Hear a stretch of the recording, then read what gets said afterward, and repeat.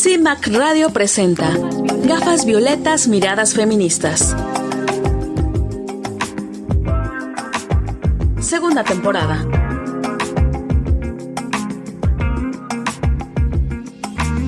Constituyentes MX Feministas. Hola, ¿qué tal? Me da muchísimo gusto saludarlas, darles la bienvenida a este programa de Gafas Violetas, Miradas Feministas, el programa de las Constituyentes MX Feministas y aquí, por supuesto, en cimacradio.org. Muchísimas gracias a quienes nos están sintonizando y también agradezco a mis compañeras, las constituyentes, Verónica Palafox y Joana de la Cruz. ¿Cómo están, chicas? Pues muy bien, muchas gracias. Me da mucho gusto estar con Joana, con Ivonne y con toda la audiencia que nos sigue aquí en Gafas Violetas martes a martes y pues siempre escucha con atención nuestras entrevistas y nuestros comentarios. Bienvenidos.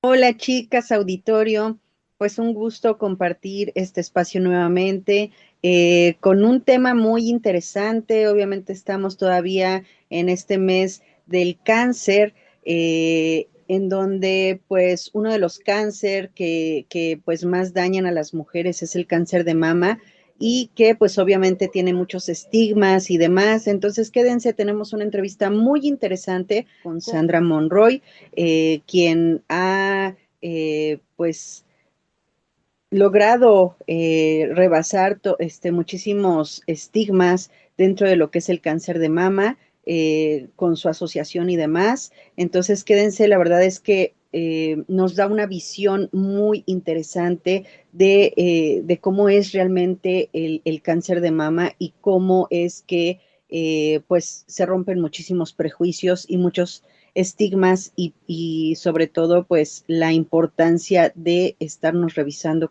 constantemente. Las constituyentes marcamos precedentes. Ningún juez del país podrá reducir la condena de una persona sentenciada por feminicidio, alegando su derecho a la reinserción social.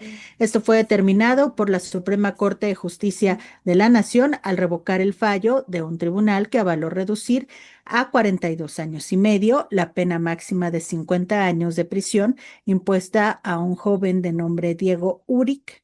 Seguramente lo ubica por cometer de manera brutal un feminicidio, el feminicidio de la maestra Jessica González Villaseñor en el año 2020 allá en Michoacán. Este caso llegó a la Corte en el mes de junio del año pasado bajo un expediente que pues fue promovido por la familia de Jessica después de que pues él logró que un tribunal colegiado le redujera la sentencia y pues los familiares de Jessica empezaron a hacer una defensa para lograr ya este precedente en la Suprema Corte que no solo ha beneficiado en este caso a Jessica, sino también a todas las víctimas de feminicidio, donde pues se hace extensiva la determinación para que finalmente se dijera no hay forma de que se reduzcan las penas por feminicidio en el país. Lo que su defensa explicaba es que existe el derecho a la reinserción social. Ese, pues, es parte de lo que los presos pueden alegar para que sus penas sean reducidas y es algo válido en muchos delitos, sobre todo, por ejemplo, delitos que son considerados no graves. Pero en el caso de feminicidio no puede aplicarse por una cuestión de lógica. Una de las premisas que impulsaban sus defensores es el alegar que este sujeto, pues, era muy joven y que se le estaba arruinando la vida cuando en realidad no se ponían o no ponían sobre la mesa la perspectiva de qué es lo que ha pasado con la chica a la que él le arruinó la vida, ¿no? Que no tuvo ni forma, vamos, no se tocó el corazón para cometer el feminicidio.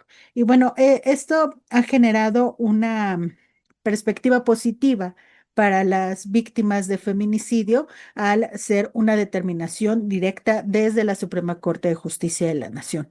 La verdad es que sí creo que es importante que lo conozcamos, que hablemos de este tema y que pues lo demos a conocer para que más personas que estén en una situación parecida puedan alegar lo que la Corte dijo. Sí, como siempre es muy interesante el hecho de conocer este tipo de sentencias que maneja el tribunal, la Suprema Corte de Justicia, porque con pues sí, con estos predicamentos podemos tener una mejor defensa, ¿no? Me parece muy atinado que no haya reducción en este tipo de delitos, que es el feminicidio, porque pues obviamente cerramos una puerta más para que estos hombres salgan a pues seguir violentando a las mujeres, ¿no?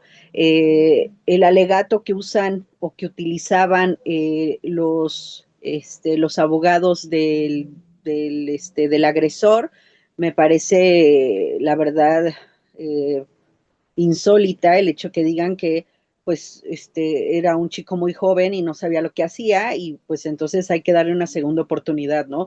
Cuando asesinó a una mujer.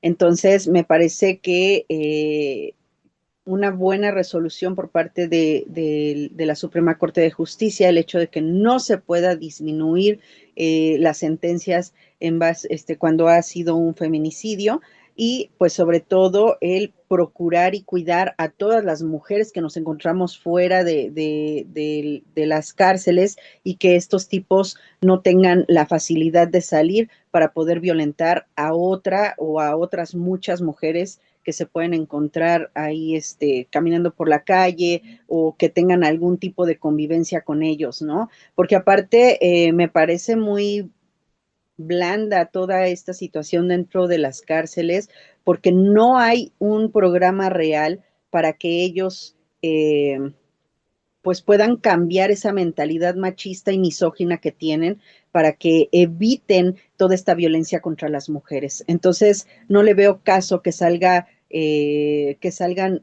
pues con una condena menor cuando no hay ningún trabajo, ningún proceso en el sentido de que siguen siendo unos violentadores, nada más, pues más viejos, ¿no? Entonces, pues me parece muy aplausible esto que hizo la Suprema Corte de Justicia de la Nación. Sí, a mí me parece que es un hecho que sienta un precedente para otros casos, porque sabemos que en muchos casos más ha sucedido lo mismo, o se libera a los asesinos, porque son unos feminicidas, son unos asesinos, y se les, por alguna circunstancia, alguna falla eh, en todo este proceso para determinar una sanción, resulta que por alguna falla X o Y, algunos ni siquiera pisan la cárcel, ¿no? Entonces creo que este es un asunto, pues, que debe de ser aplaudido y difundido, ¿no? Para que, y bueno, esto sí es un punto a favor de la Suprema Corte de Justicia, que ahí sí, para nosotras las mujeres y el movimiento feminista, pues es fundamental que se haga esto. Pero pienso que también no hay que olvidar todo este trabajo que hacen las familias, porque las familias no se quedan conformes con que ya sentenciaron al feminicida, si lo llegan a sentenciar, como digo yo, si algunos ni siquiera son detenidos porque resulta que huyen, se desaparecen y pasan años y no los encuentran o nunca más vuelven a saber de ellos, ¿no? Entonces, en este caso, pues la familia pues no quitó el dedo del renglón y siguió insistiendo en que no era justo que alguien que privó de la vida a alguien había que cuidarle, protegerle su vida, ¿no?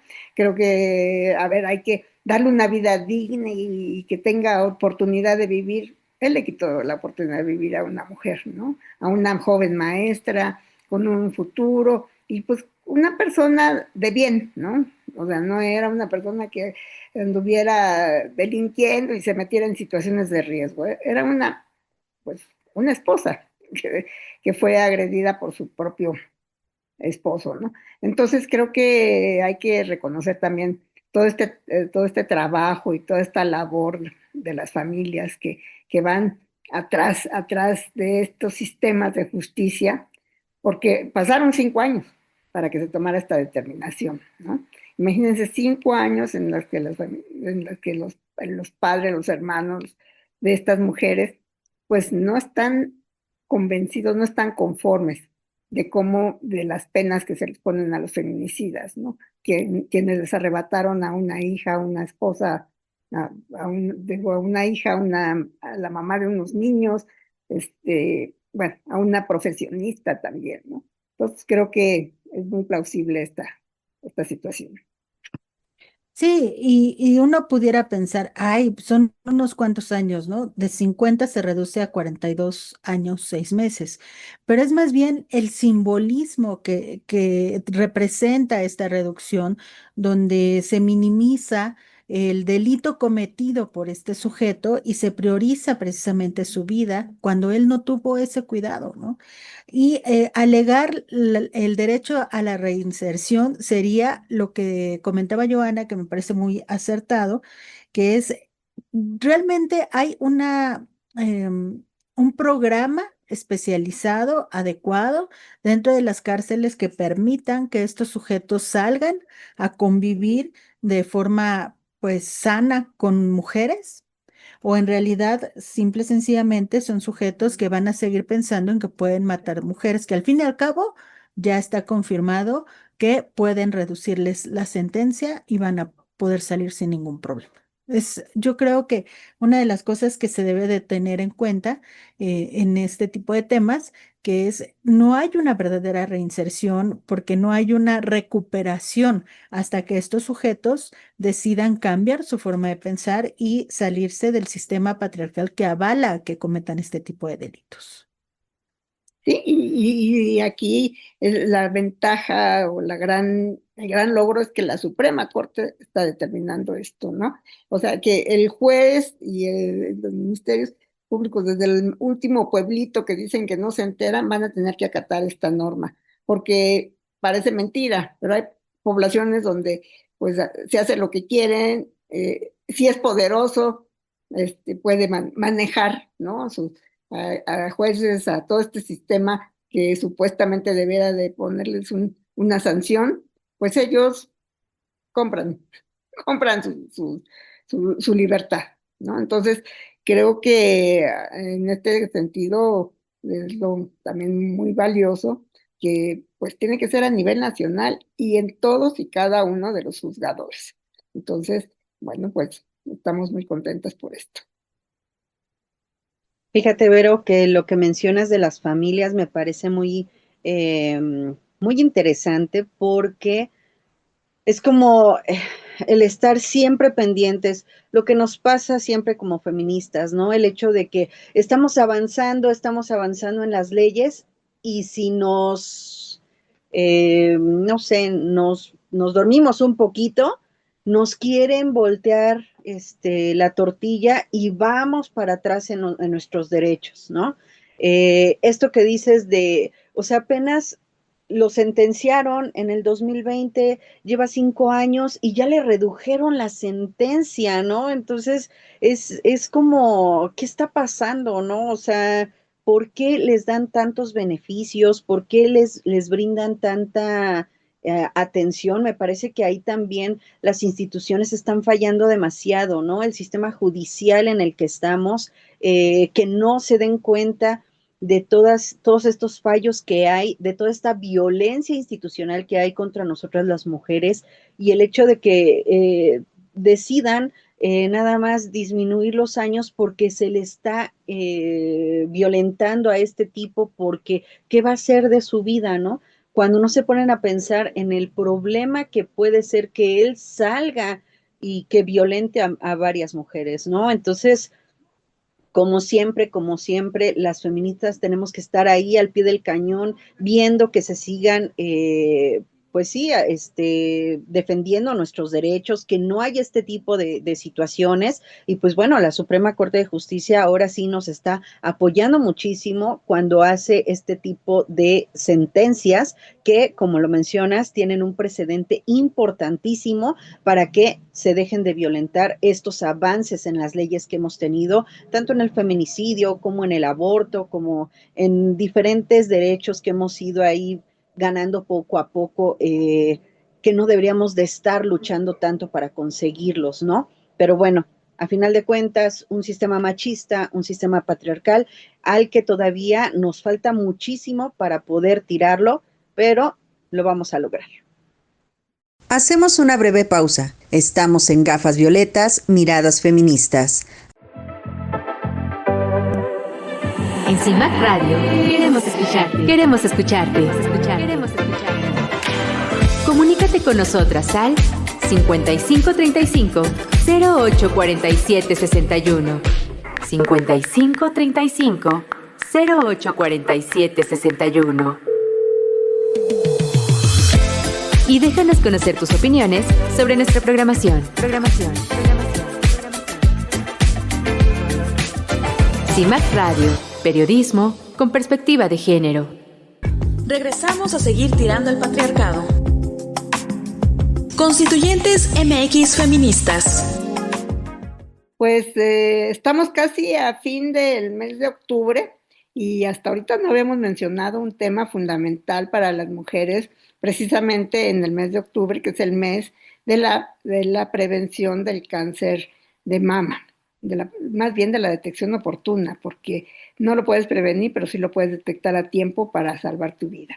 Y bueno, una cifra que nos sigue asustando es que sigue siendo el primer lugar de muertes en mujeres por tumores que hay en México. Hay muchísimas mujeres y sigue aumentando el número y a la vez siguen disminuyendo los presupuestos para la investigación y para los tratamientos de cáncer. Eso nos tiene muy preocupadas a todas, porque todas podemos ser víctimas de esta enfermedad en algún momento de nuestra vida, no lo sabemos.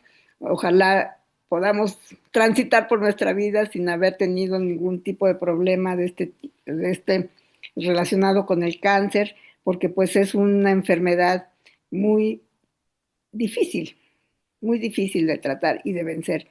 Sí se dan casos, hay muchas mujeres exitosas en sus tratamientos y que han seguido sus vidas normales y productivas y demás, ¿no? Y que son un ejemplo para todas nosotras y bueno, pues a ellas hay que reconocerles toda esta fortaleza para salir adelante, ¿no? Y pues una de ellas es Sandra Monroy, quien nos viene a platicar en esta entrevista sobre una situación precisamente de cáncer de mama, que va a ser un ejemplo para todas nosotras. Fíjate, Berito, y bueno, Ivonne, auditorio, estaba pensando en lo que mencionabas de el poco presupuesto que se le da pues sí, a las investigaciones. Y fíjate que no tengo aquí los datos exactos, pero es impresionante cómo es que pues el sistema de salud también es súper patriarcal, porque tenemos miles de investigaciones que están especificadas o que están muy hacia el lado de los problemas de erección para los hombres, y pues obviamente dejan de lado los problemas y demás que es de salud, obviamente, que padecemos las mujeres, ¿no? Y uno de ellos es el cáncer, la endometriosis. O sea, no les interesa saber, no les interesa investigar, no les interesa poner dinero para eso, pero pues sí para resolver sus problemitas de erección, ¿no? Entonces, me parece que sí hay que tener ahí muy, muy en cuenta esta situación, porque es lamentable que todavía hasta el sistema de salud sea un sistema totalmente patriarcal. Y pues bueno, esta entrevista que tenemos, perdón, no me quería desviar del tema, pero es muy interesante porque a pesar de que es el número uno en cáncer y en pues sí, que están más propensas a las mujeres y que hay muchas muertes por este tipo de cáncer. La entrevista que tenemos, la verdad es que es una entrevista para reflexionar y analizar, sobre todo cómo es que vemos toda esta situación del cáncer de mama, y que no basta nada más con ponerse rosita o con ponerse el listoncito. Entonces, pues los invito y las invito a que disfruten esta entrevista con Sandra. Las constituyentes marcamos precedentes. Hace 3 años inicié el camino del activismo a partir de mi propia historia con el cáncer de mama. A los 36 años soy diagnosticada con un cáncer de mama, que es importante siempre mencionar que los cánceres de mama son diversos, pues, o sea, siempre se dice seno y generaliza, ¿no? A la gente le cuesta mucho trabajo la palabra mama, pero es también incorrecto decir seno porque es el espacio entre pecho y pecho, pues, o sea, de entre chichi y chichi, ¿no? Que de hecho la palabra chichil es náhuatl y sería como la más válida también para mencionar esta parte del cuerpo. Y hago esta precisión porque, pues bueno, o sea, esta enfermedad está cargada de muchísimos mitos. Y en mi caso y en mi historia, pues yo soy diagnosticada a los 36 años, cuando normalmente te dicen que a partir de los 40 es cuando tú debes de realizarte la mastografía porque es la mayor probabilidad de que tengas un cáncer de mama. Es mentira, es justo eso es lo que hoy por hoy estamos, pues sí, tal cual peleando que haya campañas de detecciones en mujeres aún más jóvenes. No soy la única, ¿no? Cuando digo qué tipo de cáncer de mama hay, es importante saberlo porque muchas veces las pacientes fallecen y la familia ni siquiera sabe qué fue lo que pasó. Entonces, en mi caso fue un ductal infiltrante, que es uno de los cánceres de mama más comunes de las mexicanas. Son palabras que no estamos familiarizadas porque son términos médicos que no nos han explicado. Tampoco nos han explicado los apellidos de los cánceres de mama. En mi caso es HER2 negativo, que de alguna manera eso significa que el tumor respondía a receptores hormonales, en mi caso el estrógeno, pero también no nos han hablado acerca del triple negativo, que es uno de los cánceres más agresivos de mama. Entonces hago este hincapié en esta introducción porque no nada más es decir cáncer de mama y decirlo así como así. Son muchas de las cosas que tenemos que contemplar como el estadio, o sea, la etapa en la que se llega al diagnóstico, el tipo de cáncer de mama que es y también vienen los otros acentos, ¿no? Por lo regular dicen, bueno, si tienes antecedentes familiares, pues entonces sí, corres más riesgo. Sí, pero solamente el 10% de todos los casos han sido genética, el 90% no lo son, ¿no? Estamos hablando de un tema exterior y tampoco es que importe mucho el tema de pensar que es solamente por la genética, ¿no? Hoy por hoy estamos viendo eso, estamos viendo las modificaciones, ¿no? Las mutaciones genéticas y me gusta, tal vez igual me voy un poco más como en mi presentación, un poco más técnica, porque eso también nos permite ampliar como el horizonte con respecto de lo que estamos hablando. Genéticamente, las mexicanas tenemos una mutación genética que de hecho esta fuente la pueden encontrar en el año 2021 con FUCAM y la UNAM, ¿no? En un estudio en donde encuentran esta mutación que hace que las mamas de las mexicanas envejezcan 10 años antes que la edad cronológica. Cuando yo me enteré, dije, ah, pues está increíble, ¿y ahora qué? ¿No? O sea, ¿ahora qué si me sigues diciendo que esto es a partir de los 40 años? Me hablas acerca del BRCA, pero ¿cuántas veces la gente tiene la posibilidad de hacerse un examen de genética correctamente? Médicamente hablando, pues todos tenemos estos oncogenes, eso es una parte que tenemos que entender. Lo que genera el cáncer es una mutación genética en esos oncogenes y es lo que hoy por hoy pues no se ha encontrado, ¿no? El por qué o la cura como tal. Y lo que estamos viendo, por ejemplo, en mi caso en el 2021 veníamos justo como de tocar el clímax, ¿no? De la pandemia. Entonces, de alguna manera, yo el único año que no me revisé fue el 2020. Y cuento esto porque yo corrí con mucha suerte, porque a partir de mis 24 años me empecé a revisar en FUCAM, ¿no? Las fundaciones o las asociaciones son las que están absorbiendo o recibiendo gente joven que el sistema de salud público no quiere, ¿no? O que de alguna manera te dicen es que no eres estadística. Entonces, estas fundaciones dicen, sí, en efecto, eres muy joven, pero preferimos revisarte. En este caso era ultrasonido mamario. La mastografía y el por qué es a los 40, pues también tiene que ver una cuestión física, ¿no? Del tejido mamario de la mujer, ¿no? Para aquella edad, ¿no? De los 40 años. Pero cada vez estamos viendo más mujeres jóvenes, ¿no? Diagnosticadas, pues en mi caso de fortuna temprano, pero en general, en los casos de la mayoría, como me lo dijo mi oncólogo, tú corriste con suerte, las mujeres de tu edad llegan a morir. Esa es la perspectiva que tienen con respecto al cáncer de mama en personas jóvenes, ¿no? Y también en personas adultas, porque hoy por hoy también estamos viendo que hay mujeres que a los 80, 93 años está teniendo cáncer de mama por primera vez. Pero nos topamos en un sector de salud que te dice, bueno, tienes 65, ya no tiene caso que te hagas la mastografía, ¿no? Es más, háztela cada 2 meses o ya no te la hagas. Entonces, es un grave error. Luego nos preguntan a quienes alguna vez hemos charlado con otras mujeres y nos dicen, ¿cómo lo voy a prevenir? Pues normalmente, no sé si esté en lo correcto, pero les digo, el cáncer no lo puedes prevenir, lo puedes detectar a tiempo y eso es lo importante, ¿no? Cáncer de mama no es prevenible, por eso hago hincapié en se detecta a tiempo. Ojo que, por ejemplo, el cervicouterino sí es prevenible con una vacuna.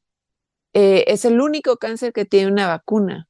Es el único cáncer que tiene la Gardasil, que de hecho en noviembre del año pasado aumentaron la cobertura para los virus de papiloma que pueden convertirse en cáncer, ¿no? Ese es, creo, otro de los mitos que hay, pensar que cáncer es igual como en general, ¿no? Cada uno tiene sus particularidades. En el caso del de mama, no solamente es de mujeres, también es en hombres. Cualquier ser vivo que tenga, que sea mamífero, que tenga mamas, corre el riesgo de padecer, ¿no? Y en el caso de las mujeres, solo por el simple hecho de ser mujeres ya tenemos un boleto en la rifa, ¿no? Sí, comer bien, hacer ejercicio, llevar una vida, ¿no? Sana, pues sí ayuda, pero tampoco significa que sea un seguro de vida, ¿no? Hoy por hoy, la cantidad de mujeres que han llegado a jodete cáncer yo estoy muy enojada porque yo hago triatlón, tengo la dieta no sé qué, siempre músculo, nunca fumé, nunca me drogué y tengo cáncer. ¿Por qué? Entonces, parte de una respuesta que es abismal, es decir, pues porque esto es una ruleta, o sea, genéticamente nuestro ADN está cambiando por miles de factores y eso cualquier doctor, bueno, lo podrá corroborar, pero es la modificación de todo, ¿no? Lo que respiramos, lo que comemos, lo que tomamos, ¿no? Toda nuestra escalera genética todo el tiempo está cambiando, ¿no? La epigenética también.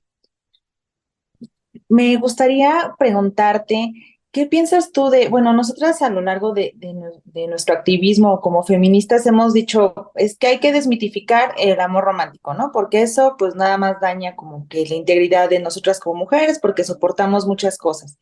Luego, desmitifiquemos que la maternidad, que es así como que, ay, todo bien, todo bonito y no duele, no, sí duele y hay que decir que vamos ahí vienen involucrados muchos cambios, ¿no? En nuestra psicología, en nuestro cuerpo. ¿Qué piensas tú como una persona que ha, pues, tenido el cáncer? ¿Qué piensas tú de esta simbología que hace, ¿no? Pues, en realidad el gobierno de decir, pues ponemos un moño rosa y hacemos una campaña donde decimos que estamos en contra y que es la lucha del cáncer de mama? ¿Crees que realmente refleja lo que ustedes como pacientes y sobrevivientes de cáncer de mama viven? ¿O crees también que es esta parte de romantizar un poco y de no reflejar la realidad que realmente ustedes pasan? Pues evidentemente es una romantización, evidentemente hay una falla enorme, ¿no? En atender, pero también es uno de los cánceres donde más marketing hay por la parte del cuerpo, ¿no? Por esta parte hipersexualizada en donde se gana mucho dinero por cómo luces. Eh, en el libro que escribí de Jódete Cáncer, justo retomo conceptos que acuña una querida amiga, antropóloga muy inteligente, Esther Pineda, sobre 4 ejes de violencia estética, ¿no? Que es la gerontofobia, el racismo, la gordofobia y la sexualización. Y justo esas 4 categorías las llevo al terreno oncológico. Y en el terreno oncológico te das cuenta que sigue aplicando, ¿no? Pero sigue aplicando también bajo una vulnerabilidad de la posibilidad de que puedes morir, pero que a tu alrededor estás enfrentando no solo un cáncer de mama, sino un cáncer de la misoginia y el machismo. Entonces, cuando vemos monumentos iluminados de rosa, pues mira, de entrada el color no es el tema, ¿sabes? O sea, mucha gente cree que es el pleito con el rosa. Si vamos hacia atrás, hacia la historia, la primera activista de cáncer de mama fue Charlotte en Estados Unidos y el cáncer era melocotón, ¿no? El lazo del cáncer era melocotón. Se vuelve rosa cuando marcas como Avon o Estée Lauder la compran. Y entonces hacen estas carreras y entonces empieza esto a partir de los 90, ¿no? A volverse como la moda de apoyemos a, ¿no? En fin, o sea, sabemos que de pronto ahora es hashtag cáncer de mama, hashtag octubre rosa, hashtag tócate para que no te toque.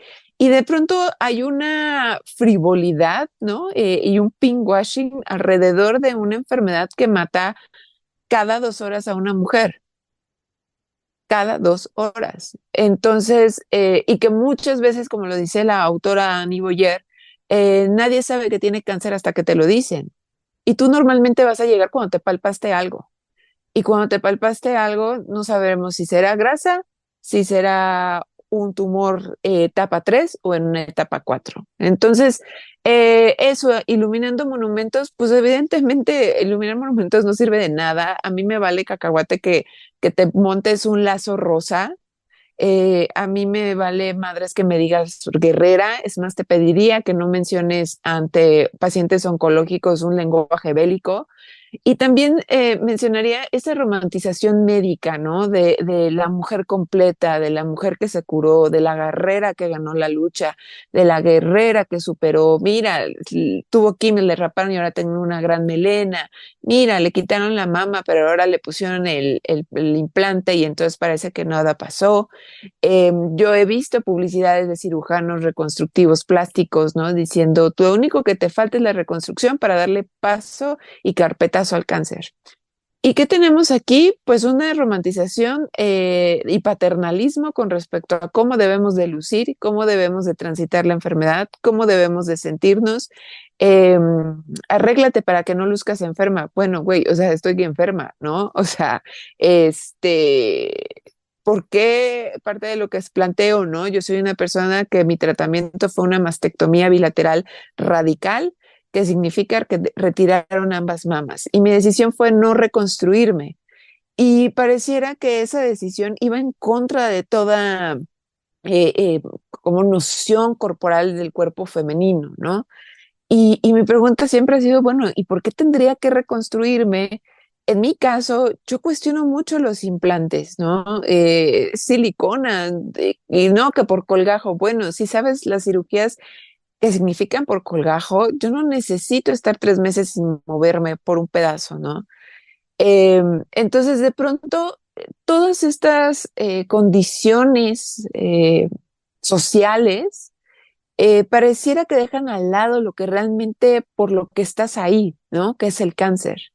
Entonces, tal cual como dice el libro de Esther, bella es para morir, ¿no? Te quiero completa, pero tú específicame qué es ser completa, ¿no? Específicame la belleza. Son conceptos y términos que son absolutamente complejos y diversos, ¿no? Pero sí tenemos un sistema no de salud, sino médico, ya sea particular o ya sea de gobierno, en donde tienen esta concepción de la mujer, ¿no? Me regreso a la palabra guerrera. Es una palabra que les encanta a los medios de comunicación, o sea, les baila y bueno, la que les raya es perdió la batalla. Entonces, es mucha soberbia y mucha hipocresía el hecho de que alguien diga perdió la batalla, no tiene ni idea de lo que son los tratamientos, no tienen ni idea ni de los costos, ni lo que hacen en el cuerpo. Y peor aún, ¿no? Cuando dicen es que haz esto y es el carpetazo. Hoy por hoy hay mujeres que creen que la reconstrucción mamaria es parte del tratamiento del cáncer, ¿no? Y se lo hacen por miedo. O sea, es impresionante la cantidad de desinformación que hay. Información desviada en un mes como este, donde podríamos ocuparlo o donde se ocupa, pero también se va como torciendo el renglón. para hacer estos estudios, ¿no? Pero de pronto tenemos las galletas tal, ¿no? Ahora tenemos el anillo para que recuerdes la fuerza de cuando no sé qué madre, ¿no? Ahora tenemos a los futbolistas con las calcetas rosas porque representan. Yo me acuerdo muy bien, un conductor me dijo, ¿el problema es el rosa? Le dije, no, el problema no es el rosa. Y te voy a poner un ejemplo. Ok, tu futbolista juega con las calcetas rosas. Bien, apoya, ¿no? Pero ese futbolista saldría con una mujer mastectomizada o calva. El hombre lo sigue pensando, ¿sabes? Después de 2 años. O sea, lo que no han entendido es la construcción del cuerpo femenino y lo que no están entendiendo es la diversidad corporal ante una enfermedad donde sufres modificaciones porque estás intercambiándolo por salud, ¿no? Entonces, para cerrar esa parte, claro, o sea, es inservible, ¿no? La luz rosa no cura el cáncer, la luz rosa no paga las quimios, la luz rosa no regresa a mujeres a su familia, la luz rosa no hace que las pacientes terminales tengan menos dolor, la luz rosa no hace que los hijos se queden huérfanos, ¿no? Tú que estás dentro de todo esto, que es como cuando empezamos a hablar como las víctimas de violencia que se empiezan a empapar de todos los procesos, porque si no, si ellas no se forman o se vuelven activas dentro de esto, pues terminan siendo ignoradas o no se les trata con la dignidad y respeto que se debería. Cuando tú te metes en esto, empiezas a informarte y de ahí sale además el libro Jódete Cáncer. Me gustaría que nos platicaras sobre Jódete Cáncer, que ha dejado de ser un libro y ahora ya pues es otra cosa, pero quiero que me lo cuentes tú. Entonces, Jódete Cáncer inicia ante estos cuestionamientos físicos, ¿no? Inicia ante estas opciones que aparte no tienes tiempo para pensar porque una de las cosas que pasa con el cáncer es que un huracán, ¿no? Y pasa tirando todo lo que está mal colocado. Eh, Me refiero a trabajos, relaciones, ideas, ¿no? Las cosas que si no trabajaste previamente en ti, contigo misma, el cáncer va a hacer que todo aquello se vuelva un caos, ¿no? Y que se te vaya acumulando. Entonces, mi otra parte de Jódete Cáncer, aparte de esta cuestión informativa, era el desconocimiento por completo de cómo lucía una mujer mastectomizada. O sea, en mi ignorancia solamente creía que quitaban un pecho, porque yo jamás había visto ni una sola campaña de una mujer mastectomizada de entrada. En segunda, nunca había visto una mujer mastectomizada bilateral. Y en tercer lugar, pues ni siquiera ves pechos, ¿no? En redes sociales o en televisión abiertamente, ni para campañas de lactancia, porque es censurado. Pero no es censurado cuando un tercero gana dinero por el cuerpo de una mujer. Entonces, ahí empiezan mis cuestionamientos. Yo no sabía nada tampoco de reconstrucción mamaria. Lo más que sabía era si la fulanita de la televisión se había puesto pechos y salía con una talla más grande, ¿no? Y se veía todo tan fácil para cuando a mí me reciben para hacerme una evaluación, porque claro, era muy joven, ¿no? ¿Cómo iba a decidir quedarme sin pechos? Iba a arruinar mi vida. Recuerdo que el hombre me recibe diciéndome, tú sí porque eres joven, una mujer de 50 años, ¿ya para qué? Gerontofobia, ¿no? Eh, Mira, es que si haces esto, porque hice varias preguntas, o sea, ¿qué pasa? Porque a mí él me estaba vendiendo la idea de que yo me había ganado el premio gordo, ¿no? Porque me podían reconstruir inmediatamente. Y de pronto la conversación sobre mi cuerpo parecía más una cosificación. Y cuando dije, oye, ¿y si yo prefiero después de 5 años intentarlo? Me dijo, no, porque va a ser mucho tema, te tendríamos que cortar de aquí, así que, sino de la lonja, de la cadera, pero quedarías copa A, así como de, ¿no? Eso es, ugh. Y de pronto me di cuenta que yo no tenía la necesidad de estar ahí, ¿no? O sea, yo no había invitado al cáncer a mi cuerpo, simplemente había pasado. Y que esto no iba a nublarme de mi objetivo principal, que era mi capacidad de sobrevivencia y de recuperación.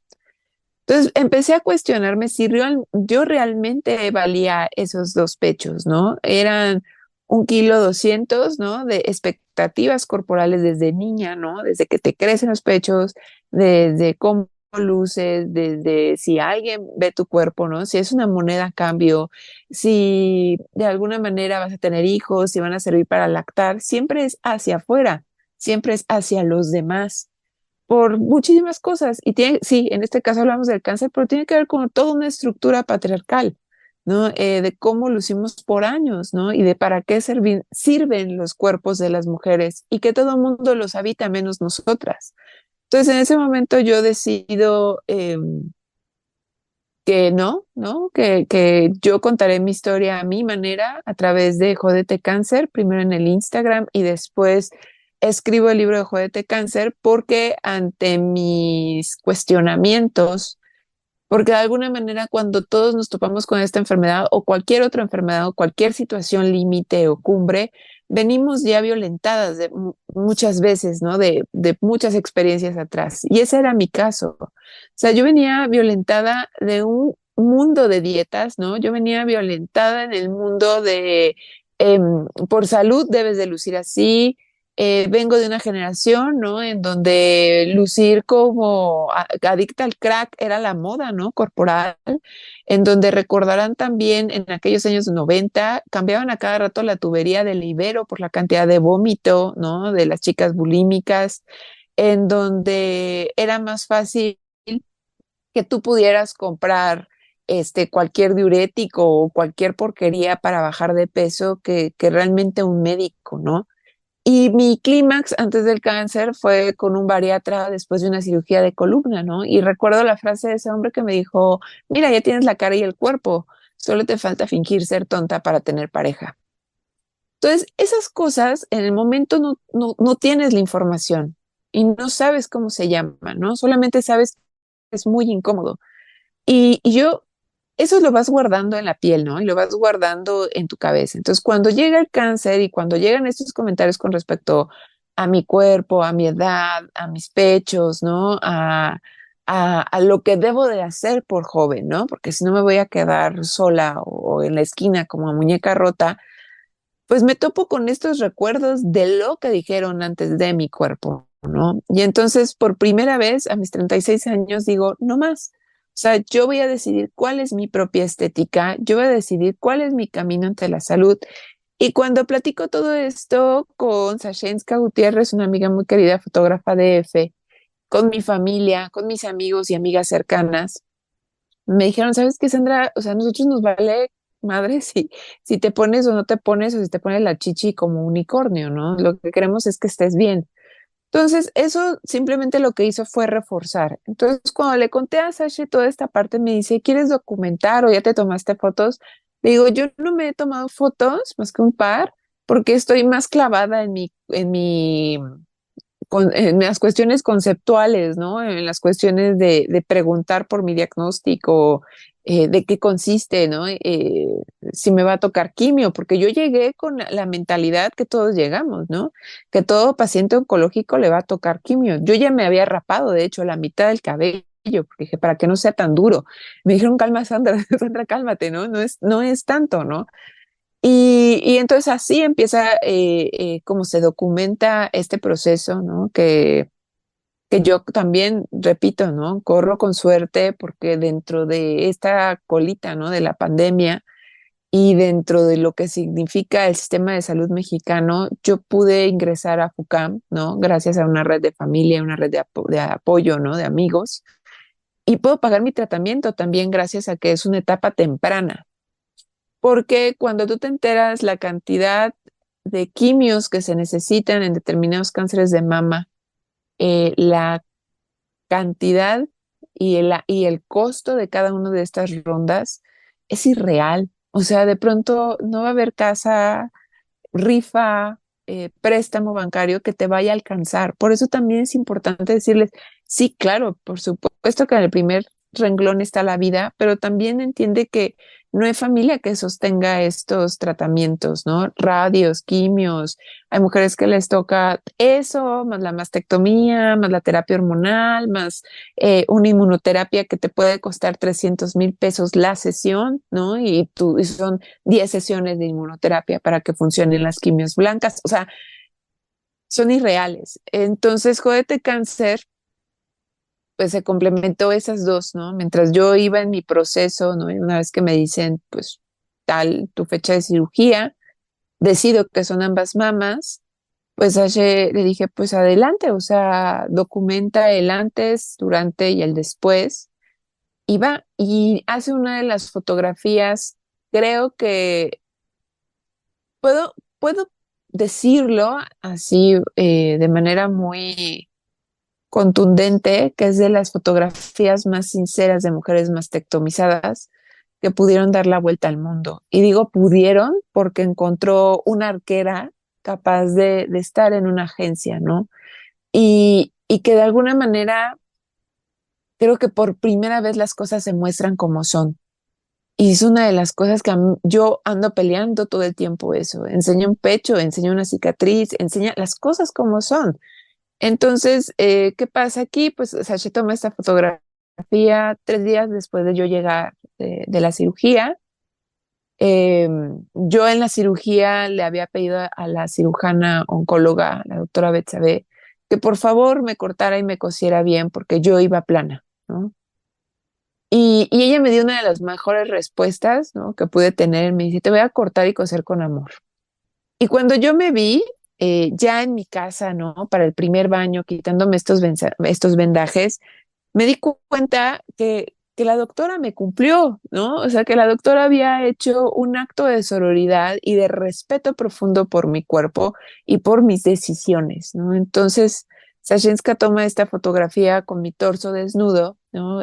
Con mis heridas todavía empezando a cicatrizar, con mi mamá, con mi hermana, cuidándome, ¿no? Una imagen que da la vuelta al mundo, ¿no? En una primera, yo nunca había visto una primera plana de una mujer mastectomizada joven en el Universal en México.